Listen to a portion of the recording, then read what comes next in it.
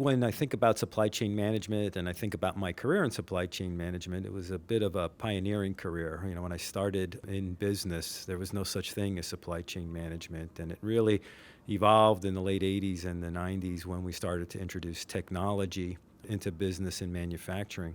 In around late 90s, early 2000s, I was running the supply chain for Roche Pharmaceuticals up in Nutley, New Jersey, not far from the Newark campus.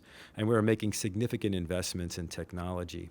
And like anything else, technology is usually ahead of people. And so we really had no playbook, no really understanding of practices and policies and critical competencies. And, when you're making life-saving drugs and you're making an investment like that, it's really, really important to execute well. And I felt that, we really needed to start to develop, the next generation leaders. And the best place for me was to go back to my alma mater. So fortunate, I reached out to the dean at the time, Howard Tuckman, and kind of shared some of my concerns around the lack of people being ready to manage and execute this new technology. And fortunate, he connected me with someone else. That was Dr. Lay, who was actually working in the information technology group, who had the same passion and understanding of what supply chain management could be and the importance of really building out the science. We met and we really, connected, and we're lifelong friends and collaborators now, but we realized that this was a real gap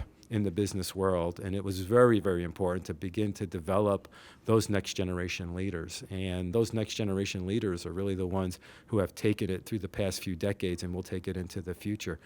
I reached out to many of my colleagues in the pharmaceutical industry who were kind of having the same issues that I had, and we came together and we talked about creating a safe environment where we could collaborate and learn from each other and use some of these best practices in order to help our own companies, but also to help the greater good and really develop those next generation students. And Rutgers represented not only a place for recruitment and next generation talent, but it also was a center of research, and we had terrific faculty who really helped us identify and work on a lot of the principles and practices that are in use today. So, to see how not only the center has evolved, but the science of supply chain management has evolved has been a very rewarding experience for me. I still feel like a pioneer in all of this because the challenges continue, but it's good to know that we've been able to establish such a strong program at Rutgers with such incredible faculty, administrators, business sponsors, and of course, great students.